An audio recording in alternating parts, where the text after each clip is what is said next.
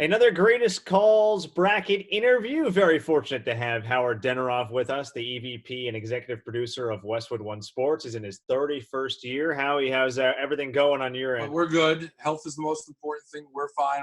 Our crew is fine. We've been rerunning some classic games in sports history to pass the time, such as Super Bowl LII last week. And you've been doing a great job with this bracket to kind of keep our minds off of some of the other things going on. It's been a lot of fun to follow, as radio is near and dear to my heart. And so I have an affinity for a lot of these calls, and it's been great hearing them again and seeing the response and the reaction. So great job by you getting the bracket together and going through all the calls so that people can vote for the ones they like. And as I said to you before this thing all started, it's very subjective, right? It's a very subjective business. People are they like their hometown guys a lot of times. But I've been pretty pleased and agree with most of the winners as they've moved through the bracket. If people are wondering, well, Jack, how did you get all this audio? This guy right here is a big reason why. Howie's been basically an encyclopedia of knowledge, an encyclopedia of, well, he's been like a human resources library in a sense, in terms of being able to track down the calls for me. So I can't thank you enough for the help on that end, Howie. My pleasure. Labor of love, actually, and so happy to do it. So as you know, the Final Four is set on the right side of the bracket. Couple of baseball calls. Jack Buck, the Kirk Gibson call from Game 1 of the 1988 World Series up against Tom Cheek, and the Joe Carter walk-off call from the 93 World Series. And then on the left side, Joe Starkey, the band on the field call against Rod Bramblett. He's actually the only call in the 2000s, and his call of the kick six. You mentioned people loving the local announcers. Just your initial thoughts on that Final Four and the bracket as a whole, things that you've seen. Well, I'm a little partial to Jack Buck, having had the opportunity to work with him as a young producer at CBS Radio, which eventually became Westwood One. And so that pleases me greatly. He was one of the nicest, best people I've ever worked with. I learned a lot from him. In fact, I've told you this story. I'll tell your audience the same story, that I still have on my shelf behind me here, the cassettes of the very first broadcast I got a credit in where Jack Buck said my name, because I felt that meant I had made it in this industry. And even if I never did another broadcast, the fact that he mentioned my name on a Monday Night Football game in 1989, I was like, okay, if nothing else, I've made it. So a special place in my heart for Jack. It's one of the greatest calls of all time. I'm not surprised it's there. I'm a huge fan of Tom Cheek's call of the Joe Carter home run, and you and I spoke before the bracket. And I said to you that I think that's one of the most underrated calls of all time and doesn't get appreciated like it should. So I'm very pleased that it was voted on through. I'm surprised, but very pleased by that. And on the other side, college football, is very passionate for fans. Unlike sports pro teams where sometimes you move locations, you start rooting for different teams, players leave, maybe you root for different. People don't generally tend to change their affiliation for college football as much as for other sports, or college basketball, simply because you either went to that school, you lived in that town, you have a relative who went to that school. That doesn't change. And so I'm actually not surprised that college football did as well as it did in the bracket. But let's be truthful, those calls are tremendous calls and deserve to be where they are, regardless of what sport. Just to start off, you've been doing this forever. I mentioned 31st year with Westwood One, but 30 Super Bowls, 18 Final Fours, 9 World Series. You know what makes a great call. You know what makes a great announcer. What are the things that stick out for you in terms of what makes a great or an iconic call? Yeah, well, I couldn't do it myself, so I became a producer because I recognized, how it should be, but I couldn't get the thought from here to here when I was doing it. But I've been fortunate enough to work with a lot of great announcers over those years, from Jack Buck to Vin Scully to Ernie Harwell, and the list goes on, to Kevin Harlan, Mike Tirico, Ian Eagle. Jim Nance used to do radio with us at the time. One of the first people I worked with was Brent Musburger. And so Greg Gumbel. The list goes on and on. I've been very, very fortunate. And now for the last however many years, I've been able to hire for Westwood One the talent that we have and been able to kind of hand pick a lot of who I think are best. And so to me, it's two things. There are two elements to it that are, there's a million elements. Obviously, you have to give the score. You have to do all those things. The most important thing for me is the description on radio. You need to know what's happening and be as descriptive as possible, whether it's location, situation, whatever sport you're doing, of how they scored or whatever. That's clearly the most important. And that takes you to a certain level as an announcer. To me, what takes you to the top level and the next level is taking that call and then doing what I call frame the moment. And I tell that to students, I tell that to young broadcasters, I tell it to interns. To me, what separates the excellent announcers from the top shelf announcers are how do you frame the moment and put it in perspective for the audience. The best example I can give of is a TV call, and that's Al Michaels for Do You Believe in Miracles? He didn't just say that the U.S. won the game. He wrapped it all up, and that call is iconic for a reason, and in the Final Four of the TV bracket, because of him framing the moment better than anybody else did at that time. You're going back and explaining why that call was so significant. The Jack Buck call that you referenced, the one in the 1988 World Series, his genuine raw emotion of how unbelievable the call was is part of framing the moment. And but you have to tell him it won the game and all these other things. But the wonder in his voice and the wonder it helps make that more iconic because it's genuine. You can't script it. It's not a guy hitting a walk-off home run and it's just a home run call. It's everything else put together. You're framing the significance of the moment. All four calls are like that. And a lot of the calls in the 64, I mean, look, you could, on any bracket, you could always nitpick and say, well, how is that not in here? How is this not in here? I can tell you, having gone through that bracket, having worked for the last 30 years in radio, and having been a student of it prior to that, I mean, maybe there's one or two differences if I had to pick my own bracket. Maybe. And that's subjective. You limited it to 1970, but you did a great job picking the right ones. And it's because all of those, the moment is framed. The Tom Cheek call isn't just home run, it's gone, the Blue Jays win. There's much more to it, as we'll hear later. And to me, that's what makes the call iconic. You mentioned Jack Buck in that group of iconic calls. Of course, he's into the Final Four. Game 1, 1988 World Series. A hobbled Kirk Gibson. Everybody knows the story. Most people know the Vin Scully call really well. Jack Buck, equally good and equally iconic on radio. Here it is. We have a big 3-2 pitch coming here from Eckersley. Gibson swings and a fly ball to deep right field. This is going to be a home run. Unbelievable! A home run for Gibson. And the Dodgers have won the game 5-4. I don't believe what I just saw.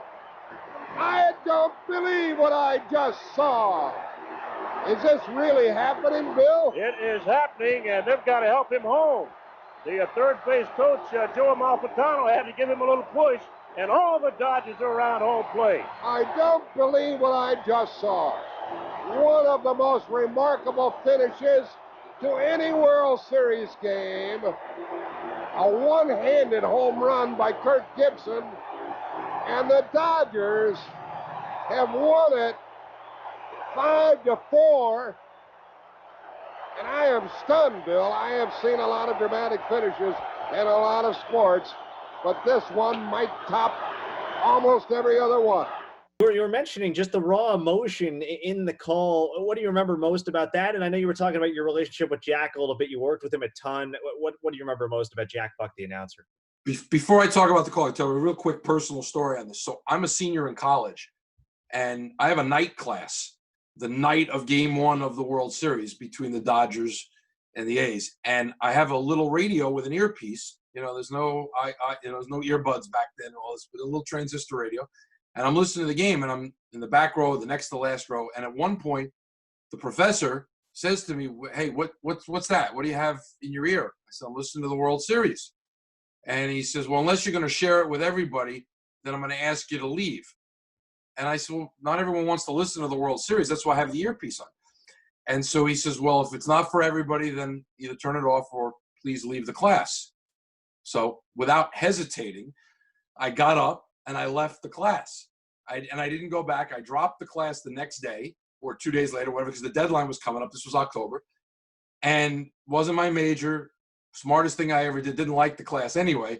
But I made it back in time to my dorm to hear the game and concentrate and be able to hear the Kirk Gibson call from Jack in my room on the radio as opposed to watching on TV, because to me that was still the way to consume it.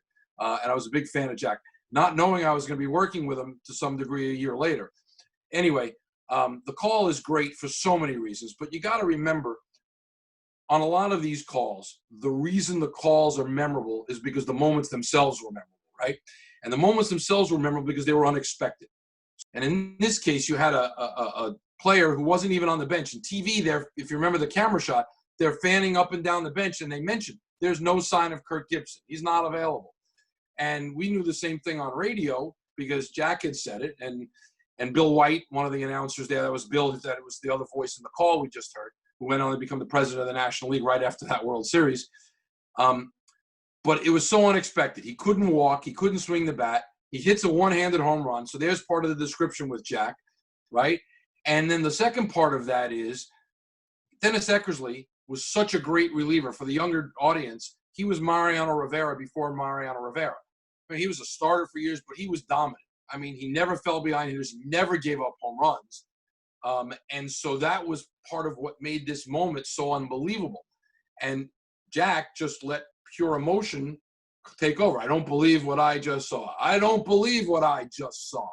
Because it was worth mentioning it twice. And then to hear him say, I've covered a lot of sports over the years, paraphrasing, but this may be the most incredible moment ever, tells you a lot about the moment when he's saying that. He'd done 50 years of Cardinal games, or well, it wasn't 50 years at that point, but you know what I mean. He'd been doing it for so long. So for him to say that gives it more weight. And it was just, that's part of what makes the call. You can just hear it in his voice. We don't have the pictures on radio. So it's all about the inflection, right? And the emotion. And that's why he was one of the best, whether it was that call or whether it was some of his other memorable calls. You mentioned his work with the Cardinals, Howie, and he's known for his long-time work as their voice. One of his most memorable calls that was included in the bracket, which actually made the Elite Eight, fell to Joe Starkey, the band on the field call, was his call, the Ozzie Smith home run in the 1985 NLCS. Had a runner at third, nobody out in the first and didn't score. Second and third, one out in the second and didn't score.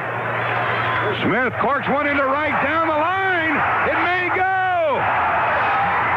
Go crazy, folks. Go crazy. It's a home run, and the Cardinals have won the game by the score of 3-2 on a home run by the Wizard. Go crazy. But part of that call, again, do you talk about the uncertainty of Ozzie Smith and his injury and the fact that he didn't hit home runs at all, and yet he does it again? The go crazy call is as good as it gets as well. Yeah, and again, Jack would have had a great call even if the cleanup hitter hit a walk-off home run. Remember, they weren't called walk-off home runs back then. But it's different when the cleanup hitter comes up and everyone knows he can hit a home run as opposed to Ozzie Smith, who maybe hit one home run per year. Right. And again, it's a screaming line drive just over if you've seen the video, it's just over the wall in the corner by the foul pole. And it got out of there in a shot. It was quick. And so, Jack calling it is just, it's one of those moments that you'll never forget once you hear it. And that's true about almost every call in this bracket. You can go from 1 to 64 in this bracket, Jack, and anybody who ever heard it the first time has a connection to it. I just told you where I was for Jack's call of the 88. You can pull me on any of these, and I'm not the weirdo in the room. Anybody who's heard these, if you weren't watching the game, for the kick six, and you were listening on the radio for whatever reason, you were in the car, you were at work, you remember where you were. Same thing with Joe Starkey. Now, I was too young to hear that live. When I heard it afterwards, even though I knew the play, I still got goosebumps because it's that good, and you remember the moment you hear it. And that's what a great announcer does. It puts you in that time and place all over again when you hear it, whether it brings you back to your youth or when you were older or you were at the game or whatever it is. I wanted to bring up, too, the call that Jack Buck is facing in the Final Four, which is Tom Cheek. You referenced it already, and his great Joe Carter call, one of two walk-off home runs to win a World Series, Bill Mazeroski in 1960 being the other, Pirates-Yankees. But why don't we play this one real quick, and then we can discuss, again, Tom Cheek, the Joe Carter homer in Game 6 of the 1993 World Series. Joe has had his moments trying to lay off that ball, low to the outside part of the plate, and he just went after one. 2 balls and 2 strikes on it. Here's the pitch on the way. A swing and a belt. Left field. Way back. Blue Jays win it. The Blue Jays are World Series champions as Joe Carter hits a 3-run home run in the 9th inning, and the Blue Jays have repeated as World Series champions. Touch 'em all, Joe. You'll never hit a bigger home run in your life.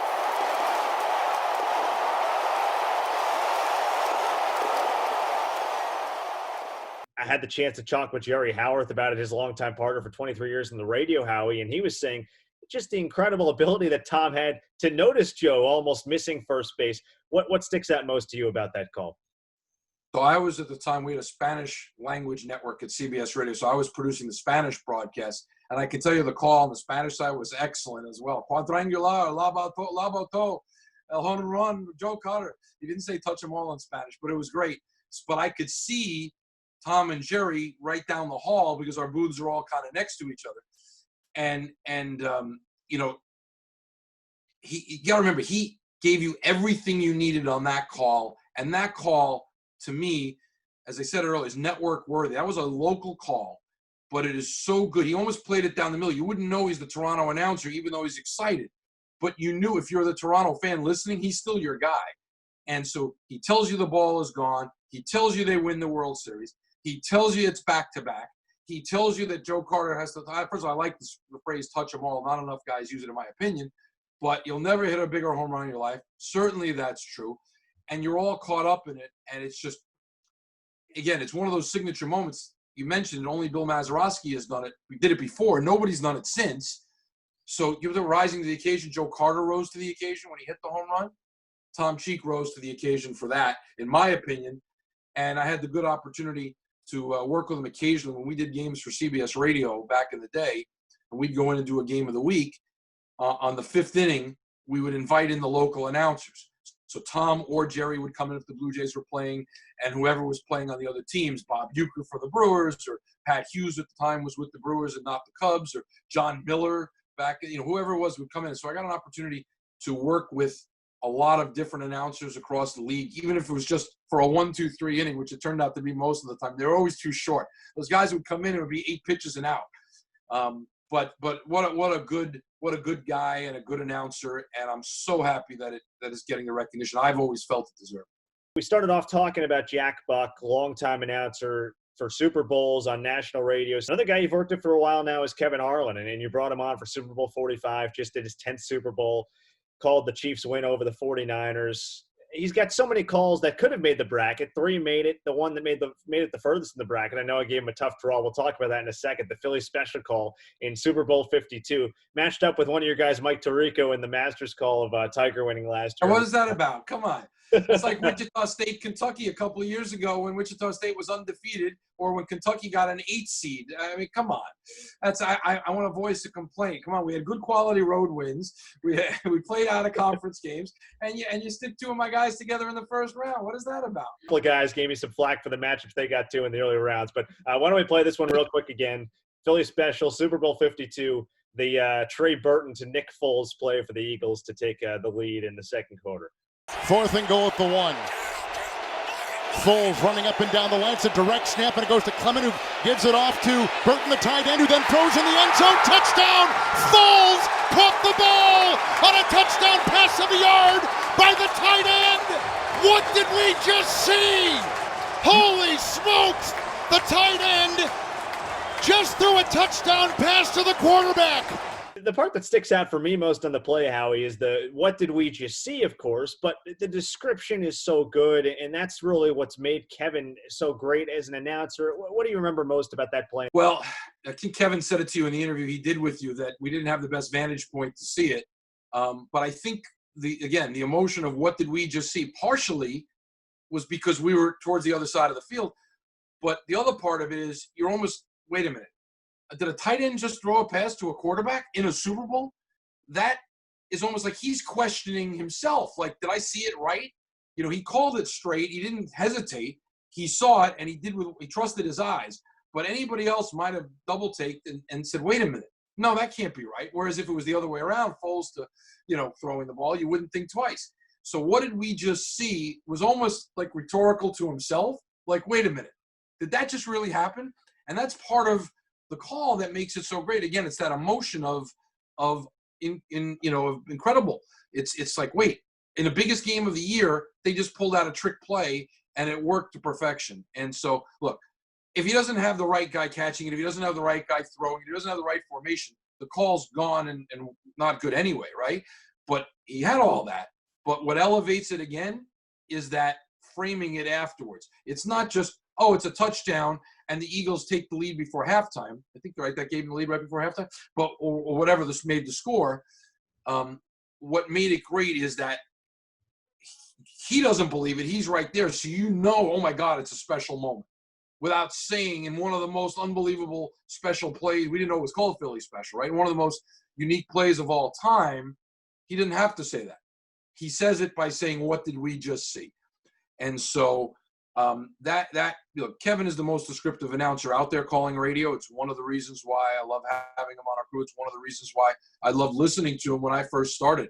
I used to, when Monday Night Football back in the day, before digital, before the ways you can hear calls and watch highlights all the time, you really didn't hear them. You couldn't. There was no way to listen. So on Monday nights, we would play back highlights at halftime or during the pregame show from great moments that had happened the day before, sort of like Howard Cosell did on television for all those years. Now, ours wasn't nearly as memorable, but I used to, Kevin Harlan calling, Derek Thomas sacking the quarterback or whatever the situation, the Chiefs, he was the Chiefs play-by-play announcer at the time, radio, and he was tremendous. His emotion, his description. And so I always loved that about him from back then. And I loved listening to Brad Nessler, who was a local announcer at the time, and Bill King with the Raiders, and Pete Gross with the Seahawks, and Nev Chandler with the Browns. And so I used to listen to all of them to get the best highlights, but Kevin to me stood out. And so the opportunity to work with him later was really important for me to hire him when I could, because I always thought he was special. Same thing with all of these announcers. Here's another thing I want to point out specifically. All these guys who we're talking about that I've had the good fortune of working with and now hiring some of them, they could be better people than they are announcers. Kevin Harlan, Kevin Kugler, Jack Buck. I mean, all these people have been such a pleasure to work with, and some of the other ones that are in the bracket as well. It's been a wonderful ride for me. And so all these great moments to me, I love talking about it because it brings back all these great memories for me too, because I'm sitting right next side of those guys or standing next to them. Even when Kevin Harlan did the drunk on the field. Somebody has run out on the field. Some goofball in a hat and a red shirt. Now he takes off the shirt. He's running down the middle by the 50. The guy is drunk, but there he goes. The 20. They're chasing him. They're not going to get him. Oh, and they tackle him at the 40-yard line. Look at the police. They've surrounded this man like he's just robbed a bank. I hope it was worth it, my friend, because you've got a night in the clink coming up. It's funny, when I did the initial surveys, Howie, I put a suggestion box for people, and they're like, you got to get the call of Kevin Harlan with the drunk fan on the field. I was like, well, I think we got to limit this somewhere. So there's too many others that would have to be thrown in then. It should be real action. It should be real action, because otherwise then you have to start talking about things that happen outside of it. The power outage at the Super Bowl, which Kevin Harlan also did for us. The blackout in the Bruins Oilers in 1990, I think it was, or was it 88? It was one of those two. And then of course, the earthquake in the World Series. So you narrowed it down to the last 50 years, or then you'd start talking about Russ Hodges, the Giants with the pennant, all these others. So no, bracket's good as is. In-game action is what matters. One other one, Howie, that I wanted to play of Kevin Harlan is the Patriots finishing off that comeback in Super Bowl 51 against the Falcons. I know you remember it like it was yesterday, and part of it is that we should credit Westwood One and the job you guys have done of replaying these old games and giving us something to listen to. It's been great during this pandemic. But 28-3 deficit, the Patriots come all the way back. Here's his final call of the James White touchdown as the Patriots win the first Super Bowl overtime here in Super Bowl 51. Brady breaks huddle at the 2 of Atlanta. 4-man front, single back, Brady under center, 2 wide near side. Edelman in motion. Brady gets the snap, pitches out White, gets a block, cuts inside. He digs, he turns, he dives. It is a touchdown! It is a touchdown! New England wins. The Patriots have won Super Bowl 51 in the greatest comeback in Super Bowl history. Scoring 31 unanswered points, the New England Patriots have won their 5th Super Bowl, and Tom Brady stands alone in NFL history as the only quarterback to win 5 Super Bowl titles. The confetti flies. The bench of New England has erupted, and the Patriots are Super Bowl 51 champions. What do you remember most about that call and that broadcast in Super Bowl 51? I'll take the call first. The thing about the call and what makes it, look, you got to remember a couple of things. James White it wasn't a clear-cut touchdown, right? So first of all, you have to wait, and there's a slight hesitation in his voice because he dives, he's in, right? For the touchdown, it's a touchdown. And they could have reversed it. Remember, we don't know that, but you've got to call it like it's a game-winning touchdown of a Super Bowl, which he did. If it had come off the board, okay, fine, then you go reset and you call another one. But if it hadn't come off the board and you wait and you say, well, we're waiting for a signal and maybe come back, then there's no great moment of the Patriots winning a Super Bowl. So he nailed it in that respect. First of all, the actual play itself. And then, we talk about this before every game. You don't write a script, but what are the key moments that you want to make sure you work in? Not necessarily only in a final call, but during the course of the broadcast that makes sense. So an announcer will have a checklist. A producer like myself will have a checklist of things to make sure you do. But we had talked about the significance of the game because the Patriots, every 2 years the Patriots were in the Super Bowl going for some sort of history, whether it was going for the perfect season, which obviously didn't happen, but we had talked about what that call would be if it had happened. And that was with Marv Albert at the time, not Kevin. Kevin came in Super Bowl 45. But when we got there, we had talked about Brady tying the record for most Super Bowls in 49. But this one, he had a chance to set the record for most Super Bowls. We actually had talked about, well, do we consider Bart Starr? Because Bart Starr had won 5 championships in the 60s with the Packers, some before the Super Bowl era. That kind of gets overlooked. But we decided that, no, everyone talks about the Super Bowls and breaking Montana and Bradshaw. So that he mentioned that. But that, while it might have been the lead story if they had won 38-20, is not the lead story when they come all the way back, right? The story is the comeback. The story is the first overtime in Super Bowl history. So those have to be mentioned first. But we didn't discuss any of that. Kevin's good enough, right? He's the reason he's the Sportscaster of the Year for 2 of the last 3 years for the National Sports Media Association, right? So he knew what had to be in there and made sure he got them all in. And the analyst at the time, Boomer Esiason, was good enough to lay out and let him finish the call before he jumped in because all of that was pertinent and needed to be in there. And again, the emotion. He's telling you the story, and that was really, really important. The thing about the game that I remember, which is weird, and some of your audience will think I'm crazy, but we do everything on cue cards, okay? No different than if you watch David Letterman over the years or other shows. They have cue cards and the host reads off of. Well, in this case, when we go to a break, we hand the announcer a cue card. He does a live sponsor read. You hand them a cue card. There's a statistic, a broken record. You hand them a cue card. Something like this. Okay, this is one for basketball that I happen to have handy. But so I've been doing these cue cards since 1989. And you have to redo. Back in the day, they were on typewriter before computers, so it was very difficult, and you wouldn't redo them. So you would leave blanks, and you would fill in, you're listening to Super Bowl blank. And so every year I'd cover it. Super Bowl 27, Super Bowl 30, Super Bowl 33, whatever. And this way you didn't have to redo the cue cards. You use them once a year, they wouldn't get changed. When we changed from CBS to Westwood, I had to do all new cue cards, but that's okay. Anyway, my point is, so I walked around with a cue card for nearly 25 years that said, we'll be back with the first overtime in Super Bowl history. Our score, you're listening to Super Bowl whatever on Westwood. Never had a chance to use it. Okay. So that August, I promoted one of my coordinating producers to actually produce the game portion of the broadcast with me behind him, kind of watching and making sure everything goes okay for his first one. He'd been with me for a long time and deserved the chance to do it. So when I offered it to him in August, obviously he jumped at the opportunity to do more than just the pregame, the halftime, and the postgame, which is what he had been producing. But I told him it came with one caveat. There was one condition that I would give him the reins to the game. And he asked me what that was. And I said, I have to hand the cue card to Kevin Harlan when the game goes overtime. He's like, what are you talking about? And he knew I had this cue card because he'd been working there for so long. I said, when this goes to overtime, I'm the one handing him the card because I know that I'm handing over the reins. This is the year it's going to go overtime. So we get to the game. We got the card hanging up on the wall behind us just in case, along with other cards. So-and-so just set the record for most touchdown passes in a Super Bowl. So-and-so just did this. We have a lot of cards that never make air, that they're ready to go. Well, when it's 28-3, Larry Costigan hands me the card and says, we won't be needing this. And I said, put that back on the wall. He's like, what are you talking? I said, put that back on the wall. It doesn't come off the wall until the game is over. I said, okay, fine, whatever. Puts it back on the wall, and sure enough, the rest is history. and we used the card for the first one in Super Bowl history. So I felt like at least after carrying it around for 2 decades, it was worth it because I finally got to hand it to the announcer. That's what I remember. It's self-serving. It's crazy. I know the game was unbelievable. That's what everyone remembers. But it's those little things about a broadcast. To me, you can ask me any Super Bowl, there'll be one little production thing that I'll remember more than the actual game itself.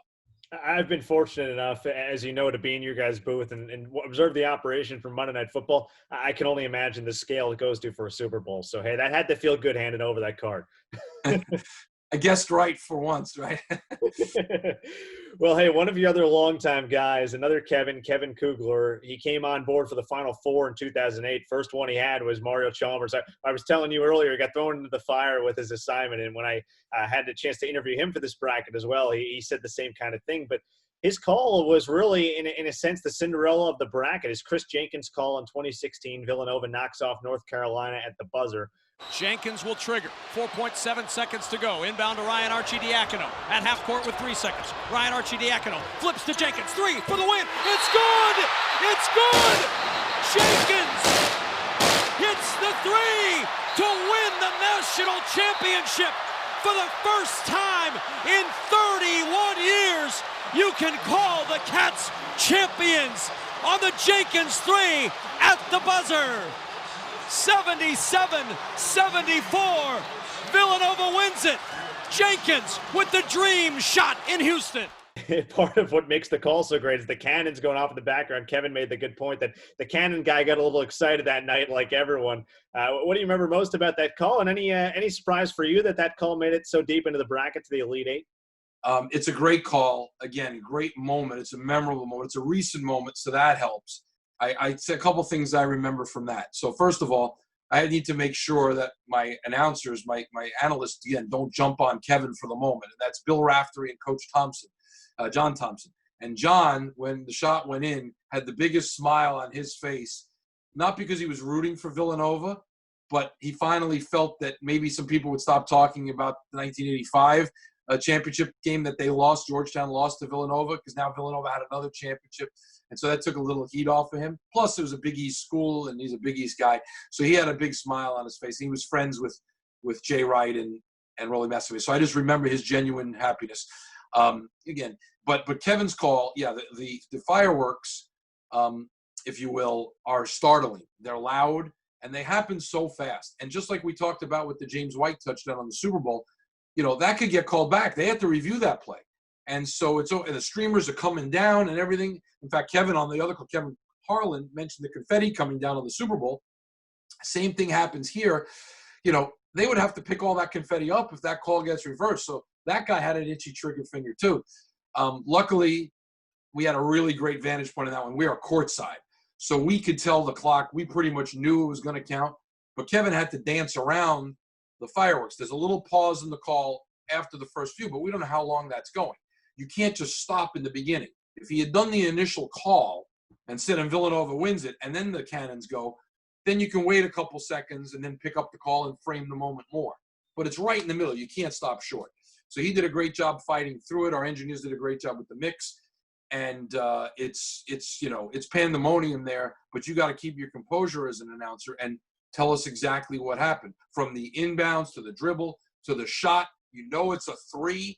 That's important too. And then if you listen more later, which wasn't on that part of it, but Kris Jenkins comes right over to us because we're sitting courtside, and he's like doing this afterwards with the jersey right in front of us like this. And so he's describing all of that, and that's a great moment. Wasn't as good as when Joakim Noah with Florida stood on our table and started doing the Gator Chomp with Kevin Harlan a couple years before when Harlan did the Final Four for us.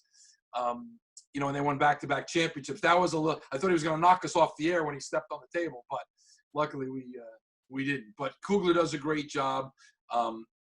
He started working for us about 15 years ago, maybe a little more. He was in Omaha doing some local stuff. We met when we were doing the College World Series out there, and very versatile. Does a lot of sports for us. Does Sunday Night Football. Does the Masters. Does the Olympics. In fact, one of the calls that could have been in there was his call of Usain Bolt at the Olympics in London. And so just a very talented guy and very humble guy. I did want to mention with Kevin Kugler, it's funny, and you brought this up earlier when we were talking back and forth, Howie, the fact that his Cinderella call that's made the run of the bracket isn't actually the Cinderella call he had, which was the UMBC call. He had 2 calls in the bracket. That in itself is a testament to Kevin Kugler and just how good he is, because for him, there's not many guys in the recent generation have 2 entries in this bracket. He had the UMBC call. It lost in round 1 to Bill King, but here he is with the Kris Jenkins call. He's knocked off Chick Hearn, Bill King, and Dan the Duke Davis. So it's been a pretty remarkable run, but it's funny that UMBC call got knocked out early. Yeah, and some of that may just be the Villanova fans versus the UMBC alum having a smaller base. I will tell you, and it's like you say, you compare which kid do you like better if you're a parent. They're both great calls. And the thing about the UMBC call, to me, that made that one unique and probably a little more special than the game-winning shot, at least for me, is because you go into every tournament game. Every announcer knows that a 16 has never beaten a 1. Right? You don't know you're going to have a game-winning shot to win the championship. And when it happens, you have to rise to the occasion, which he did. But those last 4 minutes, UMBC, remember, didn't hit a game-winning shot. They dominated Virginia. So for the last 4 minutes, it was just a matter of time before it happened. And so he's probably thinking in his head, oh, how do I say this? What do I say? How do I make it sound genuine? Because it's a blowout at this point. And he absolutely nailed it. The clock's going to run out. The ultimate upset has happened. A 16 has beaten a 1. UMBC knocks off Virginia 74-54. The madness has hit its peak as a 16 defeats a 1 for the first time in NCAA history. UMBC is that 16, 74-54. The Retrievers retrieve the first ever win for a 16 against a 1. I mean, March Madness has hit its peak. The unthinkable has happened. All these phrases that are in there, it's just a great, great call for an unbelievable moment. And the only time it can ever happen. You could have another shot, win a championship. You will never have the first time a 16 beats a 1 again. So you got to get it right. You don't get a second chance at that one. He might call 10 more games and maybe have another game-winning shot, right? Odds are against it, but you're never having the first time a 16 beats a 1 again. So to me, that one's a little more unusual and a better call in the moment because it was inevitable to happen at some point. A lot of teams had come close, but they were the first one to pull it off, and Kevin did a great job with them. So mentioned Kevin Kugler being the Cinderella of the bracket, not with his UMBC call, but with the Kris Jenkins call, and he made it to the Elite Eight. One of the guys he knocked off along the way, big upset over Bill King in his call of the Holy Roller. I know the admiration you have and so many legendary broadcasters have for Bill King and the voice that he was. Why don't we play that call real quick because it's one of the all-time greats. Here he is, the Holy Roller by Bill King in 1978. Oakland trails 20-14. 10 seconds left. Robisky and Banaszak are the backs. Slot right. Branch inside. Bradshaw, Stabler back. Here comes the rush. He sidesteps. Can he throw? He can't. The ball flipped forward is loose. A wild scramble. 2 seconds on the clock. Casper grabbing the ball. It is ruled a fumble. Casper has recovered in the end zone. The Oakland Raiders have scored on the most zany, unbelievable, absolutely impossible dream of a play. Madden is on the field. He wants to know if it's real. They said, yes, get your big butt out of here. He does. There's nothing real in the world anymore. The Raiders have won the football game. The Chargers are standing, looking at each other. They don't believe it. Nobody believes it. I don't know if the Raiders believe it. It's not real. 52,000 people minus a few lonely Raider fans are stunned. A man would be a fool to ever try and write a drama and make you believe it. This one will be relived forever. Again, just the raw emotion and surprise in this voice. It almost makes you wonder if this interview is real. Yeah, right. Is this real? Is this real, Jack? Are we rolling? Is this real? No, look, I've said for years that Bill King, look, it's tough to be underrated when you're a Hall of Fame baseball announcer, and everybody in the Bay Area knows how great he was. But I'm not sure the rest of the country knows because he mostly was in a time when his radio calls were not as accessible as they are now. So unless you go and you seek them out or you happen to watch an NFL Films highlight of the old Raiders or something, you don't really catch it. But he was a master. He was descriptive. He was emotional. He dropped a holy Toledo, you knew something was special. But you know, some of the other calls in the bracket, John Madden is smiling like a slit watermelon. Quick lineup now, and he looks and throws. Intercepted by the Oakland Raiders. Willie Brown at the 30, 40, 50. He's going all the way. Old man Willie. Touchdown Raiders.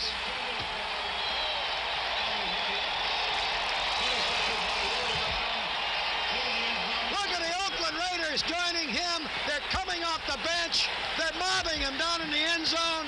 John Madden's grin is from ear to ear. He looks like a slit watermelon. You know, just so good. And when you think about it, that's like a perfect description of John Madden smiling. And he had it. And you could have had 5 more calls of his in there. I've said this for years. He really, really, to me, is the one glaring omission from the Pro Football Hall of Fame for the broadcast wing, if you will, with a Pete Rozelle Award winner for television and radio. He needs to be in there. He was so good. And I only stumbled upon him as a kid because they used to put out albums at the end of the year with some highlights. You know, they put out the Jets win the Super Bowl highlights, and the Dolphins are undefeated, and great Raider calls of the 70s or whatever it was. And I would get these albums every year to listen to them. And from the moment I heard him, I was mesmerized. And a lot of people I know were as well, but mostly on the West Coast. So for the East Coast, I'm glad he's getting a lot of respect in this bracket, considering he hasn't been an announcer in a lot of years. So well-deserved. He's tremendous. Howie, from one legendary voice to another, and Marv Albert. Now, again, my generation, especially the younger people and younger broadcasters, they think Marv and they think his work on TNT, and rightfully so. He's called the East and West Finals forever. But as a radio voice, I've gained an appreciation for just how good he is from doing this. And it's the 50-year anniversary. It was earlier this year of the Knicks winning that 1970 title. The call was included in the bracket. We talked about a couple of bad matchups for your Westwood One guys. How about Marv getting Kevin Harlan in the first round? So he ended up losing in the round. Again, you did it to me again. I want an audit. His call, 28 years old. He's calling the Knicks. He started, I believe his first game was in 1963, and he calls the Knicks, longtime radio voice of them winning that 1970 title, their first NBA championship. Side to Busher. In the corner, Frazier. He drives. Savant for a jump. Yes! With 12 seconds remaining. 1:13.97. Here come the Lakers out of the backcourt. The Knicks bench is up on its feet, jumping as West is fouled on the forecourt. The Knicks are hugging each other on the bench. Confetti from the mezzanine area here at Madison Square Garden as West gets set to take his foul shot. 8 seconds remaining in the ball game. It is bedlam here at Madison Square Garden. The Knicks inbound about into the backcourt.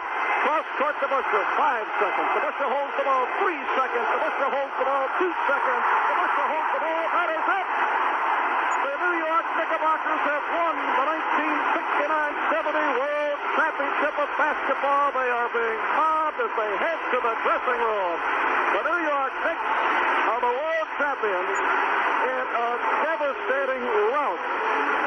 In a surprising rout. A 28-year-old Marv Albert doing his thing, and he's so descriptive. And it just, one of the cool things about this, Howie, has been talking to a guy, interviewing a guy like Mike Breen and hearing the admiration he has. And so many of these voices, Marv was their guy, and I know he was your guy too. What do you think most about that call and about Marv the person?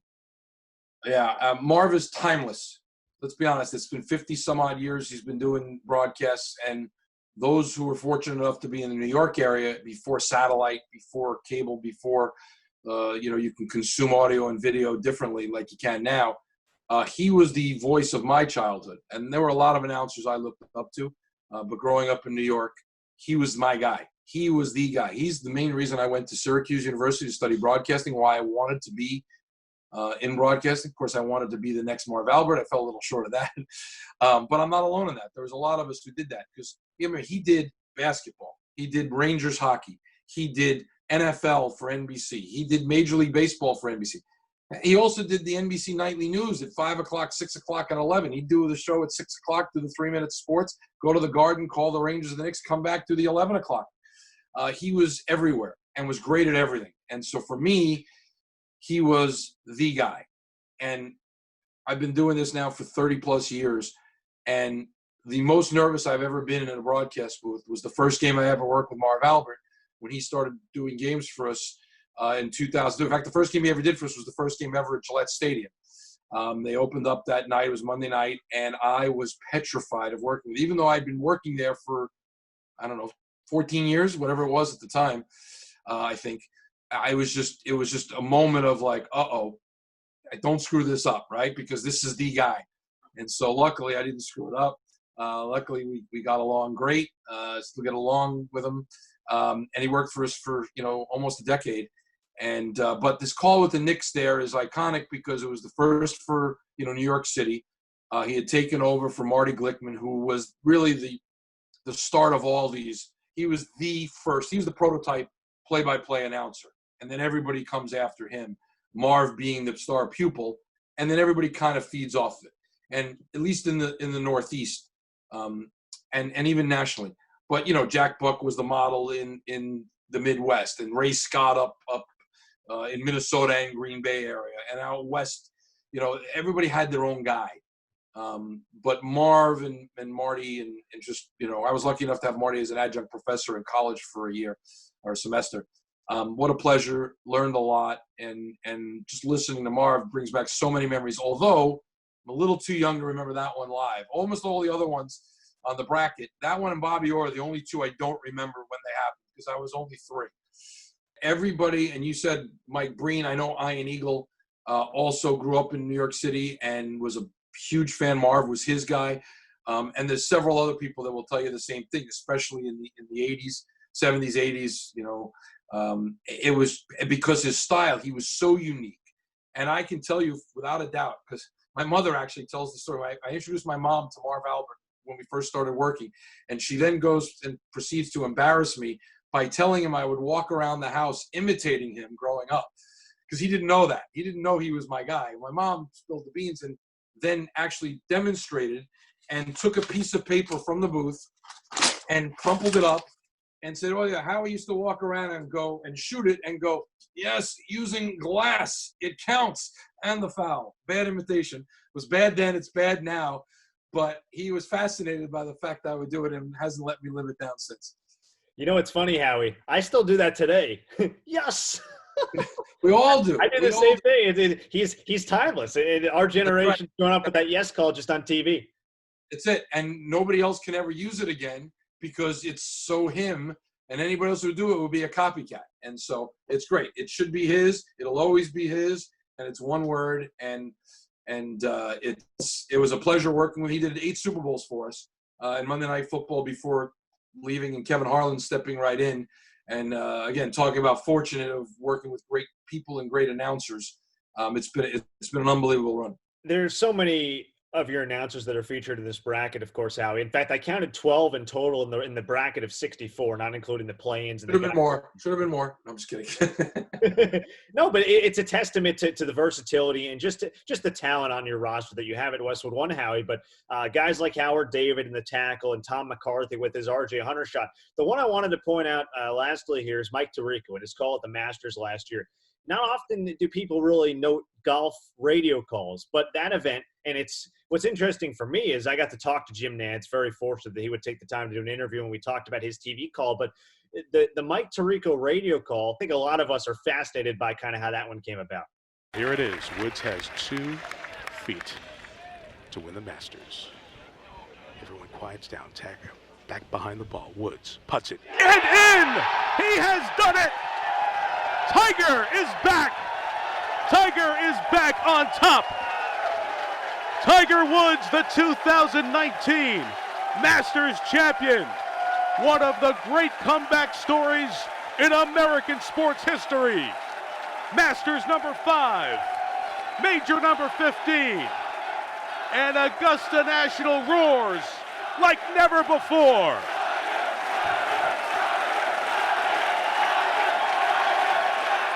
Woods hugs Joey LaCava's caddy, a fist pump.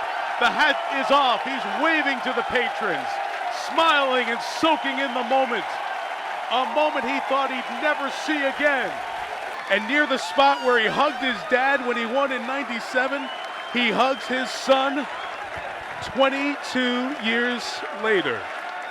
It comes full circle. Augusta roars like never before. That's kind of the line that I think sticks with all of us. What can you tell us about that call from Mike and kind of the lead up in the moment there at Augusta? Yeah, so a few things. We just talked about Marv Albert and being so good at so many different sports. Tirico's another one who can seamlessly step in radio, television. He did hockey. He's done golf. He does football. He does Olympics. He can do anything. He's tremendous. And so, we were fortunate enough to have him do the play-by-play. We've had the Masters for over 50 years, actually over 60 years. So we've been doing it on radio. Now it's a lot easier with the technology, and you can do more holes and more coverage. But his call is very different than Jim Nance's. And Jim did a great job on television because the pictures tell the story. He doesn't need to tell us that Tiger is hugging his kids at the same spot that he hugged his father 20-some-odd years beforehand when he won. He doesn't need to do that. Mike Tirico did on radio, because if you missed that, that's a huge part of what happened post shot. The roar part of it is unique because he's right. They roared like never before. They were chanting Tiger, Tiger, and Augusta National is not like that normally. Yes, a Tiger roar when he holes or birdies or whatever he does is different than any other golfer. Yes. When Phil Mickelson hits an eagle, yes, it's a different kind of a roar. But there's no chanting at Augusta National. It's more tranquil. It's more polite. It's very much like Wimbledon is for tennis. You would expect that maybe at the U.S. Open for tennis. You wouldn't expect it at Wimbledon. It happened once at Wimbledon, and that was in 2001 when Goran Ivanisevic won. They had a rain out on the final Sunday, so they had to force the final against Pat Cash to Monday, and it was open admission. So you had all these Australians there and all these other people, and they were chanting, and it was a completely different atmosphere, right? And so same thing here. And he lays out in the middle of that call, which is a big part of it, really, because you hear them saying, Tiger, Tiger, Tiger. And if you don't do that, I don't think the call is as good. And he recognized it. I know he did. But my job, I'm standing right behind him. And Mike Eby's the coordinating producer for our golf coverage, does an unbelievable job.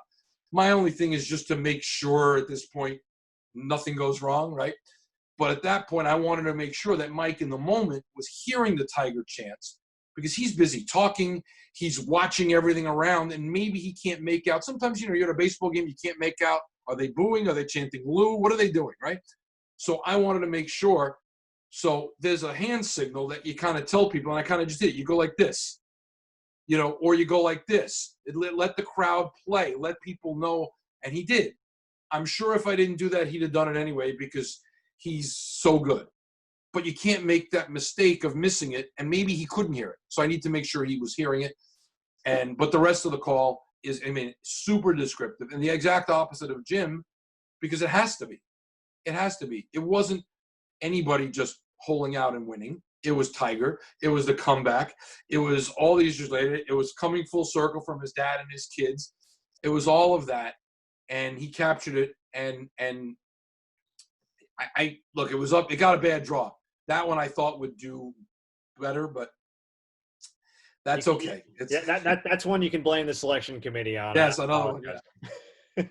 But just again, just one of those moments that if you heard it, I will say this: it is by far the number one most retweeted and liked thing we've ever sent out on social media. That call, not the Jenkins, not the UMBC, although those did well. This one by far took over, and maybe it's just more people are familiar with our Twitter account.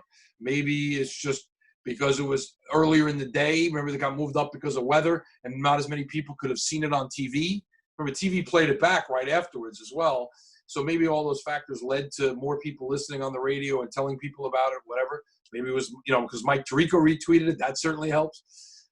But by far, it's the number one call for us in recent years. Obviously, there was no tweets when Jack Buck was calling great games, or when Kevin Harlan first started doing games for us. But all right. Well, that's Howard Deneroff, the EVP and executive producer of Westwood One Sports. Again, 30 Super Bowls, 18 Final Fours, 9 World Series. He knows what he's talking about when it comes to radio. And Stanley Cups. And I didn't mention the Stanley Cups, the Olympics either, or the Masters. What about the Triple Crown of horse racing? You guys on that too. How about you guys getting rock paper scissors in there soon? Or?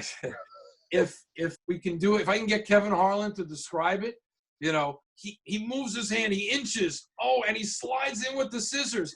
And, I thought he would throw the rock. If he could do it, the rock.